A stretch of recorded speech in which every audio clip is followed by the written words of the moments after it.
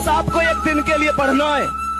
ध्यान रखना, जिस पेपर की तैयारी कर रहे हो ना, जिसमें फॉर्म भर रहे हो, उसका एक दिन रिजल्ट भी आएगा। और अगर तुमने फॉर्म डाला है तो एक पड़ोसी ने भी डाला है। अगर तुम्हारा सिलेक्शन नहीं हुआ और पड़ोसी के बच्चे का सिलेक्शन हो गया, और अगर पड़ोसी के बच्चे के जो पिताजी हैं वो तुम्हारे पिताजी से पूछते हैं मेरे लाला का सिलेक्शन हो गया, तुम्हारे लाला का हुआ कि नहीं हुआ। अगर तुम चाहते हो कि उस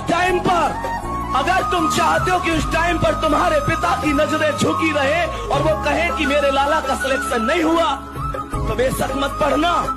लेकिन अगर तुम चाहते हो कि उस टाइम पर उनकी आवाज हो, अगर तूने शेर पाला है तो मैंने भी शेर पाला है। अगर तेरा शेर शेर है तो मेरा शेर